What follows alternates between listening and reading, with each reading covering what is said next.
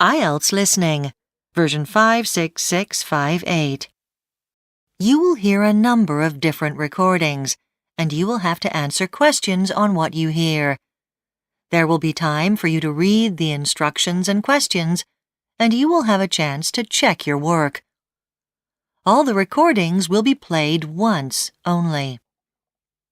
The test is in 4 parts. Write all your answers in the listening question booklet.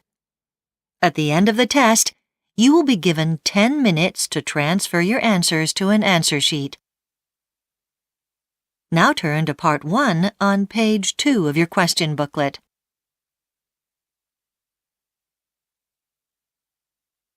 Part 1.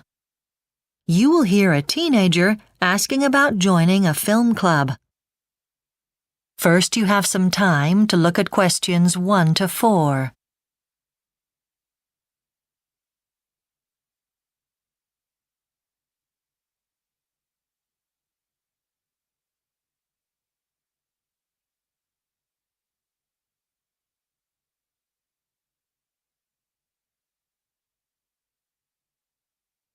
Now listen carefully and answer questions 1 to 4. Hi, can I help you?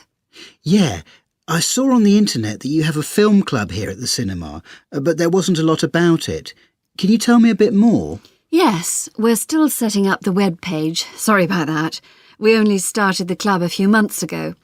It's been very popular right from the beginning. We have regular film showings and there are lots of other benefits.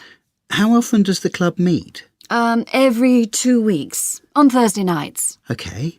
And I'm 16, so could I join? Sure. People of any age can join. Right. So how much does it cost to join? Well, it depends. The basic charge is £24 a season, but for people eligible for concessions, it's £21.50. I'm a student. You'd get the concession rate then. That's good.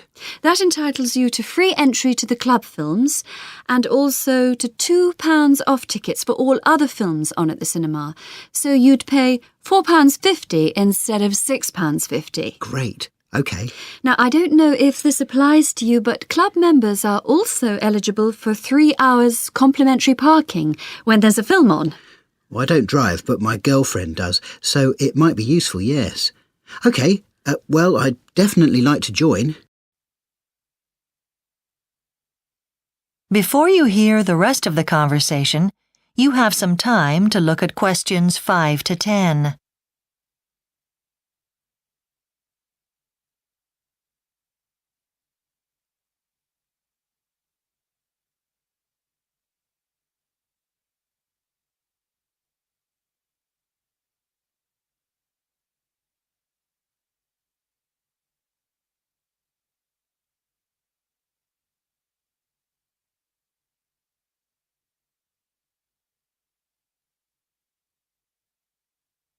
Now listen and answer questions 5 to 10.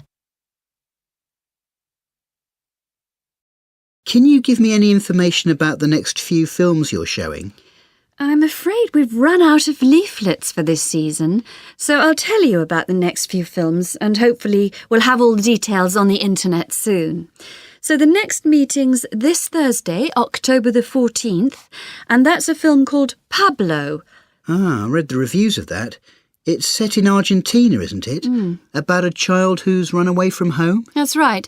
It just came out recently. And the kid somehow gets on TV and he wins a dance competition or something. A singing competition, yeah. I haven't seen it either, but it tells you on the posters. Yes, it sounds really good. Well, I definitely want to see that. What's on after that? On October the 28th, there's an American film called The Soldier. That's an old silent movie. But in this showing, we have someone who'll accompany it on the piano, just like they used to in the old cinemas, though it was sometimes an organ accompaniment in those days. It must be a pretty old film then. When did they release the first talkies? 1926 or 27? Yes, well, this was made in 1922, so well before, though I think they had short feature films with sound by 1923, actually. So what sort of film is it? Well, it's billed as a comedy, though you'd think it was a war film from the title. I don't know much about the plot. We don't have much information, though you could always look it up on the internet. Yeah, I'll do that. Then the next film after that, so that'll be, let's see, the 11th of November, is a film about animals. And it's just called Tiger.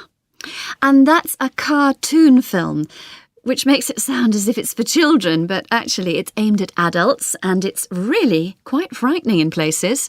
I saw it when it first came out. What's it about? It's got no humans in it at all. It's just about the effect of environmental changes millions of years ago on the animals who lived then. It's a really strange film. There's a talk afterwards given by the director, so that should be very popular. You'll need to book early for that, I should think. Right. Well, thanks for all that. Now, if you can give me the application form... Sure. That is the end of Part 1. You now have 1 minute to check your answers to Part 1.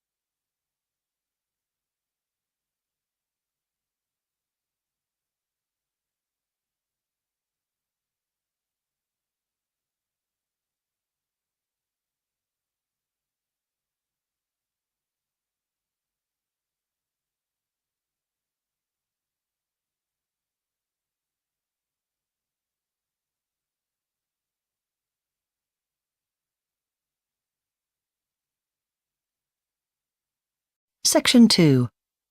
You will hear the director of a club giving a talk about an ancient game played on ice called curling. First, you have some time to look at questions 11 to 16 on page 4.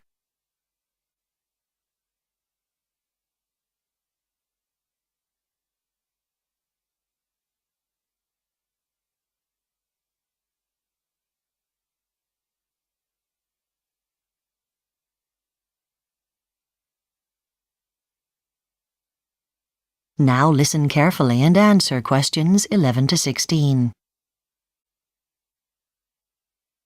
It gives me great pleasure to welcome you to the Montreal Curling Club.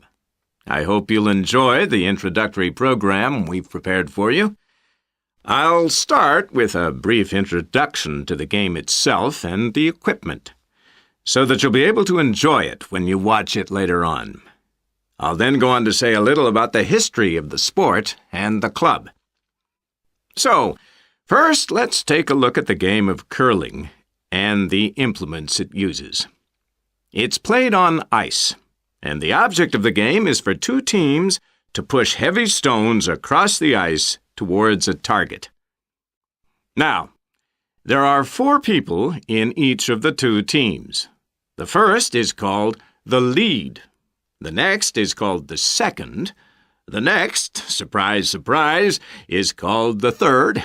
And the final player, who is absolutely key, functions as the captain, but is always called the skip. That's S-K-I-P. The area of play on the ice, whether it be on a rink or on a frozen lake or stream, is called the sheet. This long, thin area is 42.15 meters by only 4.25 meters. And unlike ice hockey ice, for example, it is constantly groomed by frequent shaving to keep it perfectly level. At either end of this are the 2 zones for the targets. Each one is known as a house. A little bit about the equipment we need. The stones are made from granite. Originally, these were held by your fingers in holes specially carved out in the top.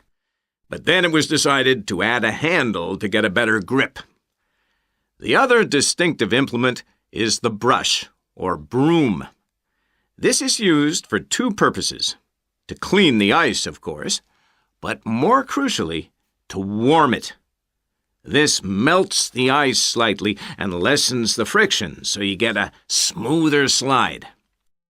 Curling is not an expensive sport. You don't buy your own stones. In fact, it is illegal to play in a match with your own stones, but you can use your own brush. There are two main types, Scottish and Canadian. The former are normally made out of horsehair, and the latter, which are now more frequently used, are made of synthetic materials, and they don't leave as many threads on the ice. Now, apart from stones and brushes, the only other piece of equipment you would need as a beginner is a rubber sole on one of your shoes, depending on which shoe you lead from. The captain will often carry a stopwatch to gauge when the ice needs to be changed. All equipment and clothing can be bought in the club shop. Before you hear the rest of the talk, you have some time to look at questions 17 to 20 on page 4.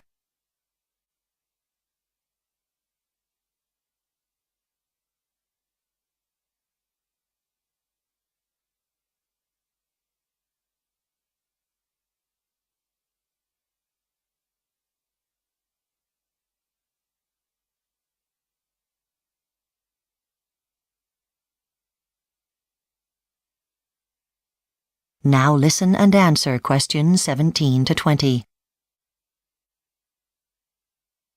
A quick word about Montreal Curling Club.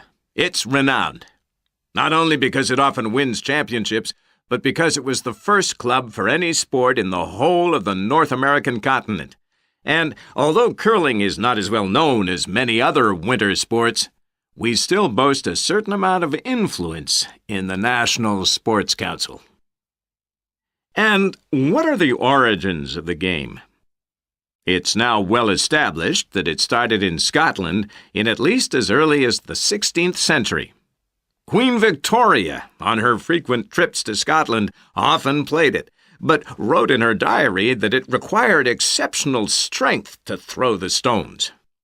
Her patronage attracted a great deal of interest in the game, especially amongst younger players, and this was enhanced further when she granted a royal title to the Caledonian Curling Club, which had been set up in the early 19th century to create standard rules for the game. Curling has always had support in high places. In the 16th century, the Scottish Parliament actually banned golf and football as violent and unprofitable sports. They felt that local men should spend any free time practicing archery for self-defense against their enemies. But the less popular game of curling wasn't included in the ban. The art of throwing stones was thought to be just as useful as shooting arrows. But back to Canada. Here the game has flourished since the beginning of the 19th century, when Scottish soldiers posted there enjoyed playing it on the frozen lakes and rivers. Because of the difficulty in importing granite stones from Scotland, cast iron was used instead, obtained from melted down cannonballs, which had originally been brought over from Europe. Now Canada is regarded as the most successful curling nation in the world. Now, the game you're going to see. That is the end of section 2. You now have half a minute to check your answers.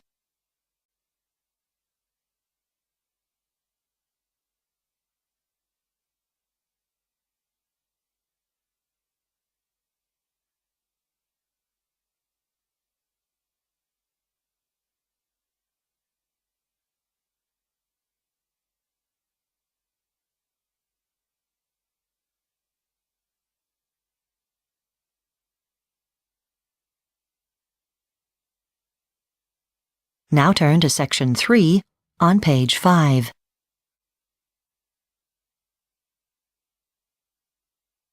Part 3.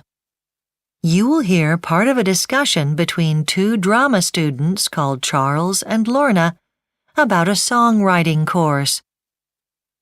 First, you have some time to look at questions 21 to 25.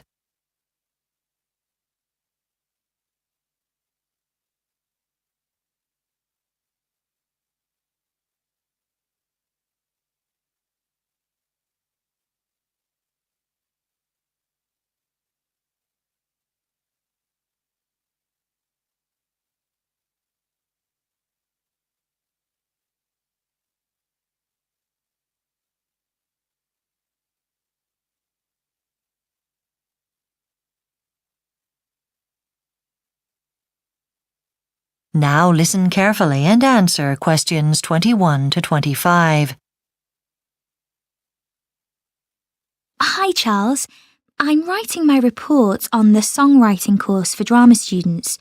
You know, the 1-week residential course for drama students from different universities where you learn about writing songs. You did that course last year, didn't you? Could you give me some tips for the report? I'm having a few problems with it. Yes, it was great. Well, Lorna, you could start by thinking about what you got out of it. Evaluating how useful it was is simple. The challenge is not to go over length. Referring to published sources might help. That would make it more scholarly too. OK, I'll go with that. And saying why you did the songwriting course is important. Some people just do it as another string to their bow to help with auditions for work and things. I thought it was a good opportunity to try out new techniques for communicating feelings and emotions. I was already confident about singing before I did it. I thought it was the location of the course which made it special, being held in a country house rather than in a university. They were doing some building work on part of the house, though, so it wasn't always easy to concentrate. I enjoyed the workshop most. How about you? Well, we were divided into 6 small groups for the afternoon, each with their own advisor. That was the best bit for me, having that discussion with an expert. When we got into pairs to start writing our songs, the idea was to combine people with different levels of knowledge and experience. But my partner preferred working on her own generally. And what did you think of the course content? I hadn't realised before how important the structure of a song is to its success. Yes, we learned it's no use writing the most beautiful words and melodies if there's no shape. And we learned about the importance of a chorus in a song. I knew about that stuff from my singing classes. It's a bit obvious, isn't it? I suppose so. It was the input on lyrical styles and forms that I found tedious.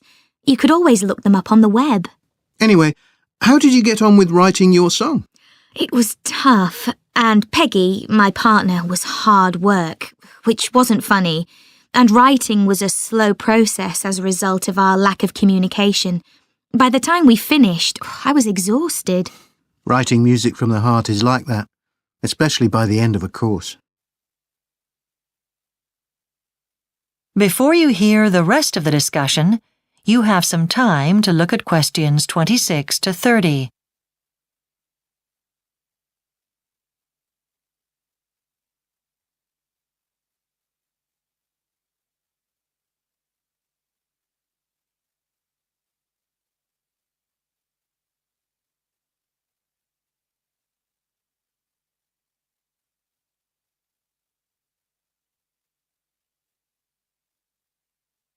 Now listen and answer questions 26 to 30. Well, that's got the report sorted, thanks. Have you decided which teachers' workshops you're going to do next term? I want to do Bob Lacey's. He's got a brilliant reputation for voice coaching. You know, getting us to use dialects and different pronunciation and stuff. He gets you to do things like read out a newspaper article in character. It's amazing. I'm thinking of going to Evelyn Chance's workshop. Oh, Evelyn. She's quite a character. Is she running the stage fights course again? Yes, fencing and pretend punches and throwing techniques. She really knows how to help actors use the whole of the space available. Lots of people like Ted Winter's workshop. He knows how to deliver. He's keen on actors conveying emotion through their bodies and faces alone.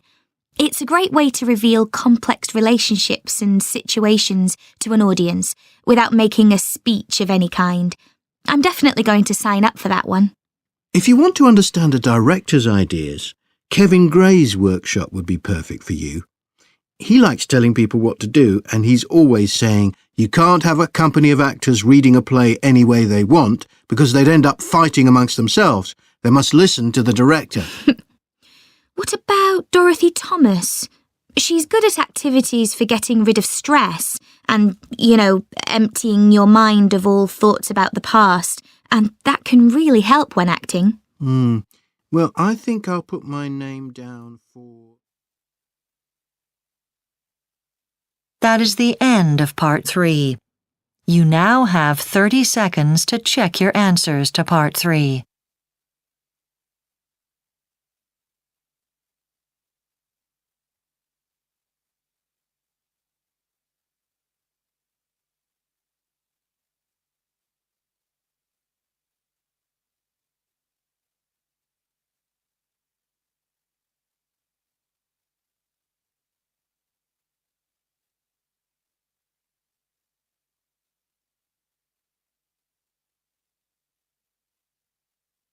Part 4. You will hear part of a talk about recent research into the design of workplaces. First, you have some time to look at questions 31 to 40.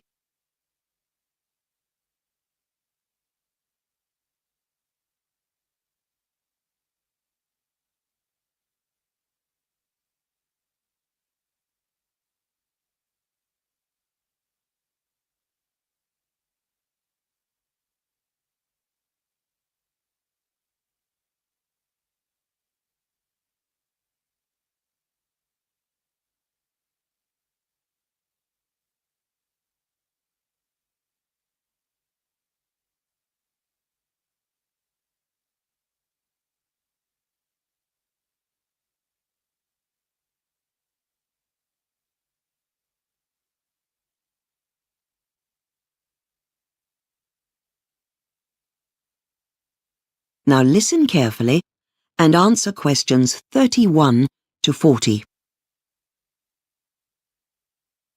Hello everyone. I recently completed some important research into the way office space is designed and its impact on employees. The open plan office had been the norm for offices around the world. I'm sure you can picture one. A big room with maybe 50 or 100 workers sitting at their workstations. You might think open plan designs are a recent phenomenon, but they actually came about in the early 20th century, when businesses needed large numbers of people to do typing. These employees, usually women, used to have to sit in rows working away at their typewriters under the watchful eye of their supervisor. Over the years, designers have come up with several variations on the open theme. In particular, this has been achieved through furnishings. The early designs featured separate desks. A subsequent design introduced the concept of the cubicle. These can have either high screens that workers can't see over, or a screen just low enough to keep a lookout for the manager. And nowadays, with the increase in large call centres, a phenomenon known as hot desking is common. In this system, employees working on different shifts are asked to share the same workstation. As you can imagine, this is not very popular with staff as there is little opportunity to personalise your workspace.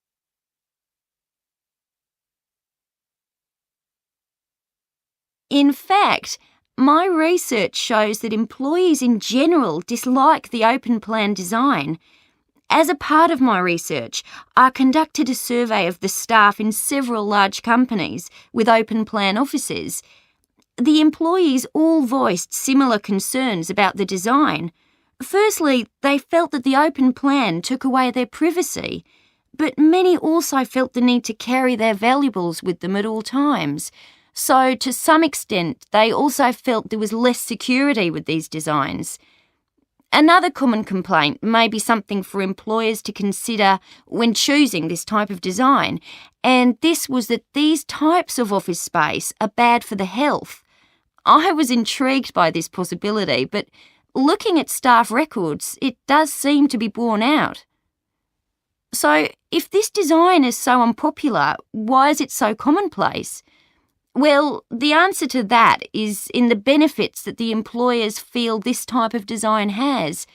Of course, there is the obvious benefit that this design significantly reduces costs, both in terms of rent and even in terms of energy use. Employers also argue that an open plan design leads to better teamwork and communication. They also feel that new staff can learn from observing other workers, so this design can actually help in training staff. However, the complaints voiced by employees seem to suggest that the disadvantages far outweigh the advantages. The reality is that unhappy workers are unlikely to work well together, and there is plenty of evidence to suggest workers are frequently distracted from their work by the noise that is all around them. What is clear is that as designers, we need to think carefully about the impact that our design has both on the staff involved and the work that they do. That is the end of part 4. You now have 1 minute to check your answers to part 4.